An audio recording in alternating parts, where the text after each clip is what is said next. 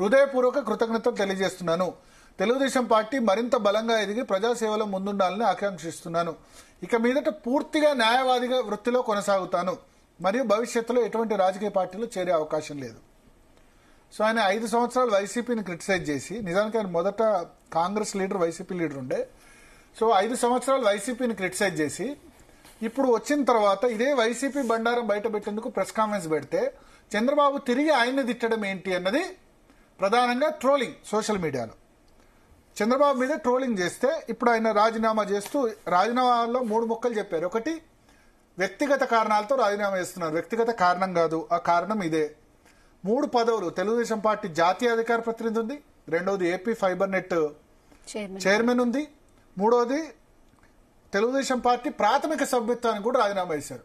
పైగా నేను ఏ పార్టీలో ఇప్పుడు ఆయన ఫైట్ చేసింది వైసీపీ మీద. వైసీపీ వాళ్ళు ఎట్లా చేర్చుకోరు కదా, రాష్ట్రంలో ఉండే 2 పార్టీలు జనసేన బీజేపీ చేర్చుకోరు.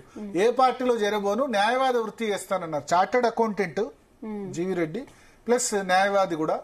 సో న్యాయవాద వృత్తిలో చేరుతానంటే మనస్తాపం చెందారు ఈ ఇష్యూస్ మీద. సో ఇక్కడ మనం చంద్రబాబు నాయుడు ఎందుకు ఆ విధంగా వ్యవహరించారనేది చూడాలి. అంటే సోషల్ మీడియాలో చాలా మంది మాట్లాడొచ్చు, తెలుగుదేశం పార్టీ అభిమానులు చాలా కామెంట్ చూస్తే జీవి రెడ్డికి అనుకూలంగా ఎక్కువ కామెంట్స్ ఉన్నాయి చంద్రబాబు నాయుడు కంటే. ఈయన మారరు, చంద్రబాబు ఎప్పుడు ఐఏఎస్లకు మాట వింటారు, ఈ ఏదైతే ఉందో 2004 తర్వాత కూడా నేను మారాను అని చెప్పారు. కానీ ఒకటి గుర్తుంచుకోవాలి, చంద్రబాబు నాయుడు మీద ట్రోలింగ్ చేస్తున్న వాళ్ళు ఇప్పుడు కూటమి అధికారంలోకి వచ్చిందే వైఎస్ఆర్ కాంగ్రెస్ పార్టీ తప్పు చేస్తుందని కదా.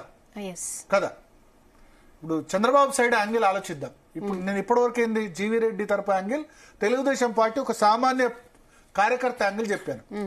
ఇప్పుడు కూటమిని ఎందుకు గెలిపించారు? జగన్ ఆ విధంగా అవినీతి అక్రమాలు చేస్తున్నాడన్న ఏదైతే ఆరోపణ చేశారో ఆ ఆరోపణను ప్రజలు బిలీవ్ చేశారు. ప్లస్ జగన్ కక్షపూరిత రాజకీయాలు చేస్తున్నాడు.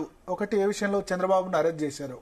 ఓకే, రెండవది చాలా మంది టీడీపీ కార్యకర్తల మీద వాళ్ళ మీద అచ్చెన్నాయుడును జైల్లో వేశారు, కొల్లు రవీంద్ర ఆయన జైల్లో వేశారు. సో ఇటువంటి రాజకీయాలు చేస్తున్నాడనే కదా ఆయన్ను ప్రజలు ఓడించింది, వీళ్ళ ఆర్గ్యుమెంట్లో ఓడించింది. ఇప్పుడు అదే చంద్రబాబు నాయుడు అదే విధంగా చేశారనుకోండి, మొన్న వల్లభనేని వంశీని అరెస్ట్ చేశారు, రేపు కొడాలి నానిని చేస్తారు.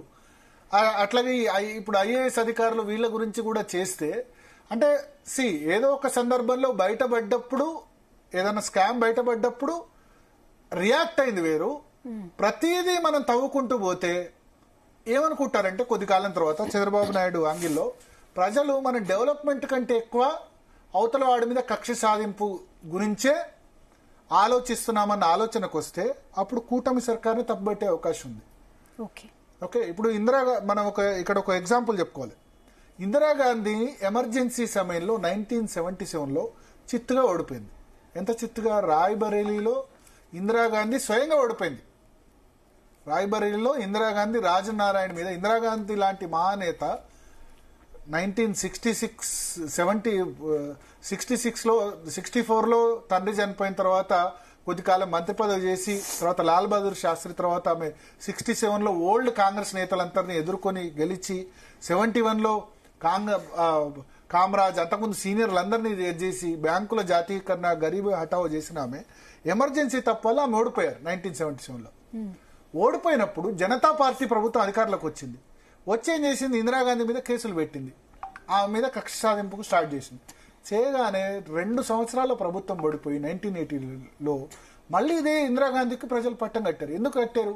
ఇందిరాగాంధీ ఎమర్జెన్సీ సమయంలో వీళ్ళందరూ జైల్లో వేసింది. ఈమె జైల్లో వేసినందుకు ఆమెను విచారణ కమిటీ పేరిట ఆమెను ముప్పు తిప్పలు పెట్టేసరికి ఆమెకి ఎటువంటి ప్రోటోకాల్ ఇవ్వలేదు. కొద్దిమంది చెప్తారు ఆంధ్రప్రదేశ్ 1978లో 77లో ఎమర్జెన్సీ ఓడిపోయిన తర్వాత 1978లో ఇక్కడ రెడ్డి కాంగ్రెస్ వర్సెస్ కాంగ్రెస్ అయినప్పుడు ఇందిరాగాంధీ గెలిచిన ఫస్ట్ ఎలక్షన్ ఆంధ్రప్రదేశ్, ఉమ్మడి ఆంధ్రప్రదేశ్లో మాజీ ప్రధాని వస్తే కనీస సెక్యూరిటీ కూడా జనతా ప్రభుత్వం ఇవ్వలేదు. సో ప్రజలు చూస్తారు కదా, సింపతి అటువైపు వస్తుంది, ఇటువైపు. సో 1977లో ఎమర్జెన్సీ కేసులు పట్టిందని ఇందిరాగాంధీని ఓడించిన అదే ప్రజలు 3 సంవత్సరాల తర్వాత 1980లో ఇందిరాగాంధీ మీద జనతా పార్టీ ప్రభుత్వం, మొరార్జీ దేశాయ్ గాని చరణ్ సింగ్ ప్రభుత్వం గాని కక్ష సాధింపు చేశారని చెప్పి ఆమెను చిత్తుగా ఓడించారు. సో ఇప్పుడు Chandrababu Naidu point of view ఏంటంటే మన డెవలప్మెంట్ పాలిటిక్స్ చేయాలి.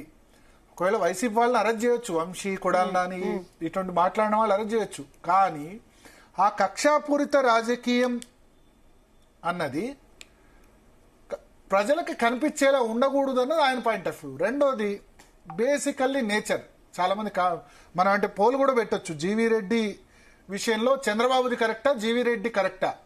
ఈ విషయంలో ఒక టీడీపీ కార్యకర్తలు ఏమనుకుంటున్నారు, చంద్రబాబు కరెక్టా, జీవీ రెడ్డి నిజంగానే ప్రెస్ కాన్ఫరెన్స్ పెట్టి చేయడం కరెక్టా, లేదా చంద్రబాబు చేస్తుంది కరెక్టా అన్నది పోలు పెడితే కూడా తెలుస్తుంది. అయితే చంద్రబాబు పాయింట్ ఆఫ్ వ్యూ ఏంటంటే ఇన్ జనరల్ గానే ఆయన స్టైల్ ఆఫ్ ఫంక్షనింగ్ అంతే, బ్యూరోక్రాట్స్ని ఎక్కువ నమ్ముతారు ఐఏఎస్ అధికారులు. అయితే దీనివల్ల ప్లస్లు ఉంటాయి, మైనస్లు ఉంటాయి. బ్యూరోక్రాట్స్ని నమ్మితే రాజకీయాలు వేరు, రాజకీయాలు తెలియదు కదా బ్యూరోక్రాట్స్కి, అధికారులకి రాజకీయాలు చేయడం తెలియదు కదా. ఇప్పుడు ఒక్కళ్ళిద్దరు వ్యక్తుల్ని పూర్తిగా నమ్ముకుంటే, ఇప్పుడు జగన్ చేసిన తప్పదే, ఆయన తాడపల్లిలో కూర్చున్నారు, వేరే ఎవరిని గ్రౌండ్ రియాలిటీ నమ్మలేదు, నేను చేసిన డెవలప్మెంటే నన్ను గెలిపిస్తుందన్న భావంతో ఆయన ఉన్నారు. అట్లా కాకుండా చంద్రబాబు నాయుడు ఏంటంటే పొలిటికల్ ఫీడ్బ్యాక్ ఎక్కువ తీసుకోరు,